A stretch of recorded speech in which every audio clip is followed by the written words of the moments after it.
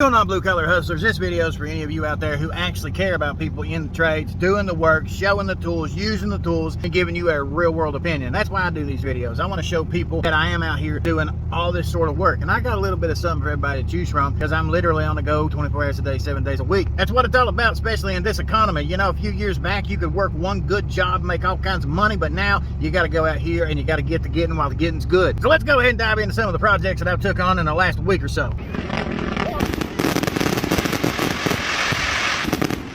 We get into this, most of these calls are going to be related to the plumbing trades. I started here and blazed through some of these random service calls that I've received over the last few weeks. For one, I went to this local small business, ended up draining and adjusting a Festo pressure regulator. Same factory also had a busted steam line on 2 of their machines, so I went back there and replaced the high pressure hoses and coupling. Also happened to have a flood down there in their basement that week. The result of their sludge pit basically overflowed. The watering hole that you're looking at right there, it's basically filled full of dirty medical waste water. It comes from washers, runs down a drain and into that pit. Water basically raises up and then seeps over top of a barrier and goes underground through a PVC pipe over a hill down into the city pond, which I'm pretty sure is illegal. Nonetheless, this pit's been there since probably the 1930s or 40s, specifically designed to let the water out and keep everything else in. Fortunately, because it is so old and corroded, some of the other contents did go over top of that barrier, which stopped up that drain, which I happened to unclog. At the same time, they had a water pump that was leaking like hell, so I basically contacted my pump guy over in Virginia, ordered him a whole new setup. That's going to be in within the next few weeks. While I was there, I took my Ridgid 36-inch pipe wrench, and I finally got to tighten up that leaking blowdown valve that you might have seen in a previous video. A different client of mine that I do deal with from time to time hired a different contractor to basically come in and inspect this apartment complex. Contractor showed up on site, looked over everything, and whenever he went to go underneath the property, he stuck his head through the access panel, looked around, and said everything was good. He basically looked at my client and said it wouldn't be no problem remodeling this building. He told me, he said, listen, I don't think that guy's seen everything that we seen that day we was down there, so why don't you come out and help me tear up the floor and so we can show him what we're looking at. Now, they moved the tenants out simply because there were some sewage pipes that are busted underneath this building. He and I basically showed up on site, and as soon as you open up the doors, you can see the dead flies laying all over the place. That's in part due to the moisture that's inside this building along with the sewage smell itself. We went ahead and rounded up a few tools. We picked us a spot out in the middle of the floor, removed the vinyl flooring, busted up the self-leveling cement with the Dewalt rotary hammer, pried up the plywood, and right there you go. You can clearly see the poop pool of sewage that is laying right there underneath that floor, clear and visible for the whole world to see. This time around, whenever he called up his inspector friend and told him to show up on site, he showed up, he opened up the door, he stuck his head down inside that hole right there and told him it changed everything. Basically went from a remodeling project to a demolition and rebuild project that is yet to be determined. A lady client of mine called me up, said she had all kinds of moisture in her sheetrock and the glue was seeping up from around her tile and her floor. She does have building maintenance, but they did not find the actual problem. Whenever she called me up, I was basically coming out to take a look at it, see if I could help her out, and I ended up fixing the problem. Now, anytime you have a small leak inside your home, it can do a lot more damage than a big leak ever could. You can pretty well see a big leak whenever it happens, but a small leak can last for months or years. If you notice that small leak, you're not going to be able to do anything about it. The flooring right there directly underneath her hot water tank is rotted out. I did find the problem is a little teeny tiny valve coming out the side of the wall right there beside the hot water tank, so I took my Knipex plier wrenches and tightened it up, no more leak. Downstairs, patched up her drywall, re-glued the tile, and then gave her a brand new paint job to boot. From there, I went on a call, basically patched up a leaking line over top of some mailboxes. I got myself into a mess because there was a leaking wax ring on a toilet in a ceiling, so whenever I pulled that access panel down, you can clearly see the mess that it caused. I did clean up that mess with that Dewalt vacuum cleaner that I reviewed just a few weeks ago if you want to check that out. There I had to deal with a leaking shutoff valve that went to a fire sprinkler system. While I was dealing with that, I went ahead and replaced the sprinkler head. Another call over a leaking ceiling happened to be some more cast iron pipe leading to a toilet. Did temporarily get this patched up, but the property manager decided to relocate the tenants as opposed to tearing out the ceilings and fixing this thing. I was hired to install a double bowl kitchen sink. Had a leak coming down through some drop ceiling tiles. Went to go check it out for them, and it ended up being some new people moving upstairs and they forgot to attach the washer hose into the washer box properly. And I had a few calls about some toilet handles that was broken and needed to be changed. I did use the Micro Pro slip joint pliers, wrapped them around this old outdated angle stop to shut it off, then I changed the flush handle. Next one, I decided to test out the Duratech V-jaw pliers. Someone who's changing these things, I do not recommend using these plastic flush handles because these things suck. You know what? If you're going to go cheap, you're going to be hiring somebody like me to come in and frequently replace these things, so I'm not going to complain about it. The way out the door, they said they also had a little bit of a leak around their hot water tank. That's when I pulled out my 6-inch adjustable wrench from Dewalt here and tightened up the packing nut. I had a handful of P-traps to deal with. Some form or fashion, they were either clogged up or leaking, so I either removed them, tightened them up, pulled them apart, in which case I did get to test out some of the Doyle V-jaw pliers. I continued testing out the V-jaw pliers from Barn Star at Tractor Supply, and of course you always got to have a pair of Knipex COBRAS with you on hand at all times. Among all these repairs, I did run into some lavatory sinks that needed their drains changed. I did completely change out one of these grid drains with a brand new one while testing out Icon's brand new groove joint pliers. Some of these tools are going to be coming up for review in the near future, so make sure you stay tuned to the channel if you're interested in any of these name brands. The one tool I've had for a while and been testing out is this short and stubby wide jaw adjustable wrench from O'Meary, which you can pick up on Amazon. I used it to tighten up this nut against that seal because it was was leaking around the grid drain. Considering some of these pipes did leak during these repairs, I did end up fixing some of these vanity cabinets as well. I'll never understand why they build these cabinets and they're going to be in a place where there's going to be water present. End up putting this fake wood crap in the bottom of it. I'd much rather pull out the entire vanity, put some Luan on top of it, and make it like brand new to begin with. It is what it is. Whenever I come across these, I go ahead and pull out my Rockwell saw, give me some Luan, cut it up, put it in there, make it look like new again. There was one I come across in someone's personal home, and it was so old and outdated they decided to get rid of it, so I sold them missing right here. I pulled the entire sink, vanity, faucets, supply lines, the whole 9 yards out of a remodeling job that I done. Cleaned it up, flipped it, sold it to another customer. Certain tools that's in the automotive world that people will try out and they cannot stand. The tools by GEARWRENCH is one of those tools. These do not perform like you would expect them to in the automotive world. If you got to put a whole lot of torque and pressure on something, they're not going to be suitable for you. Whenever it comes to crawling underneath sinks, getting in tight confined spaces, needing to access angle stops at complicated angles, these GEARWRENCH wrenches right here definitely worth their weight in gold. They allow you to run the fastener off, fastener on, do everything you need them to do without having to get cramped up and under a cabinet. It's been a week in the plumbing trades. Hope you enjoyed this video. If you did, make sure you smash that like button. Said the only reason that I make videos like this is because I want to showcase some of the tools that I'm using in the trades. Not just in one trade, but many. If you're someone who likes tool news, tool reviews, tool deals, and you want to support the American tradesman, all you gotta do is pop the clutch and that subscribe button. Otherwise, you can follow along and see these tools tested in the trades on all those social media platforms. Until next time, it's high time I get off here and get to doing that blue collar hustle.